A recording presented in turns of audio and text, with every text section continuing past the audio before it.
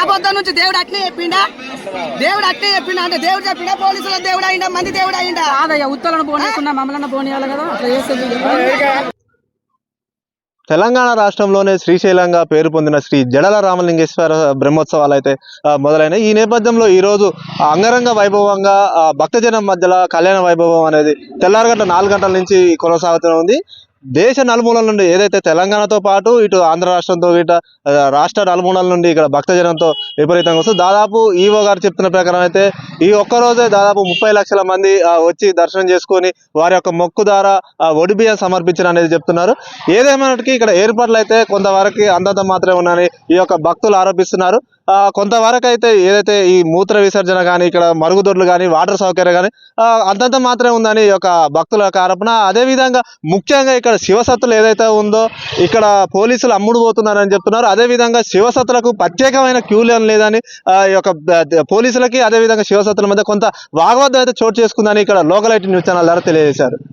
ప్రతి సంవత్సరంతో పోల్చుకుంటే ఈసారి భక్తుల యొక్క అవసరాలను గుర్తించి అవసరాల దృష్ట్యా ఏర్పాట్లని మంచిగా చేసినట్టే కనపడుతుంది. కానీ ఇంకా గుండము మరియు మహిళలకి స్నాన వాటికలు అదేవిధంగా అవసరాల దృష్ట్యా చూసినట్లయితే ఈసారి కొద్దిగా భక్తులు ఒడిబియ్యం సమర్పించే కార్యక్రమం దగ్గర ఏర్పాట్లు అంత గొప్పగా కాకుండా పర్లేదనే రీతిలో ఉన్నాయి. కానీ ఇక్కడికి వచ్చిన ముఖ్యంగా భక్తులకు మరుగుదొడ్ల సమస్య, స్నానవాటికలో గుండం అనే ఒక మహా దౌర్భాగ్య స్థితిలో ఉన్నది కాబట్టి ఇక్కడికి భక్తులు ఎంతో పుణ్యస్థానాలు ఇక్కడ ముఖ్యమైన పుణ్యస్థానాలు ఆచరించడము, ఇక్కడికి వచ్చినటువంటి భక్తులు కొద్దిసేపు నిలబడే విధంగా పారిశుద్ధ్య సమస్యల లోపం స్పష్టంగా కనపడుతుంది. కావున ఇక్కడ మన ప్రభుత్వం మన రాష్ట్రం ఏర్పడింది కాబట్టి మన రాష్ట్రానికే తలమానికైనటువంటి చెరుగట్టు జడరామలింగేశ్వర స్వామి యొక్క పారిశుద్ధ్యము, నిత్యావసరాలు, త్రాగునీరు వంటి సమస్యలపైన దృష్టి పెట్టి ఈ ప్రభుత్వము మంచి కొద్దిగా దీనికి తోడ్పాటును అందించే విధంగా ముఖ్యమంత్రి వారు కూడా స్థానిక మంత్రివర్యులు కూడా దృష్టి పెట్టాలని కోరుకోవడం. మరి తెలంగాణకి ఒక శ్రీశైలం లాంటిది ఇది ప్రసిద్ధిగాంచింది.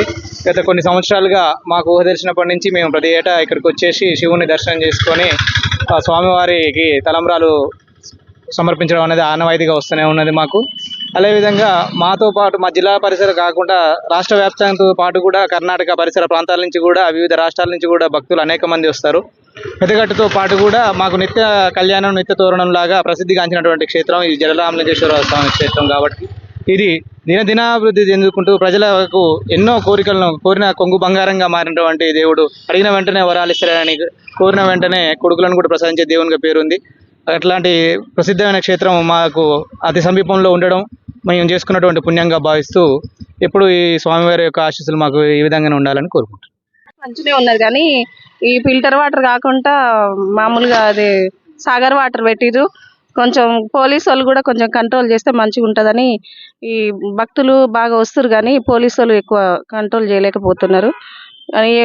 ఏర్పాట్లు అంటే అప్పటి లెక్కనే ఉన్నది, ఇప్పుడు తేడా ఏం లేదు కానీ మంచిగానే ఉన్నది కానీ కొంచెం ఇంకా మంచిగా చేస్తే బాగుంటుందని అనుకుంటున్నాం. ప్రతి ఏటా మేము బియ్యం తీసుకొని ప్రతి సంవత్సరం చెరుగట్టు తిరునాళ్ళకి వస్తాం. మేము మాకు చాలా మంది వస్తుంటారు మా ఊరి నుంచి వెళ్ళి కూడా, చుట్టుపక్కల గ్రామాల నుంచి వెళ్ళి కూడా. ఇప్పటికి కూడా చాలా మంది వెళ్తున్నారు ఇక్కడ నుంచి వెళ్ళి. కాకపోతే అక్కడ కొంచెం ప్రాబ్లంగా ఉంది. ప్రజెంట్గా అయితే ఇప్పటివరకైతే మంచిగా దర్శనం ఉంది అందరికి.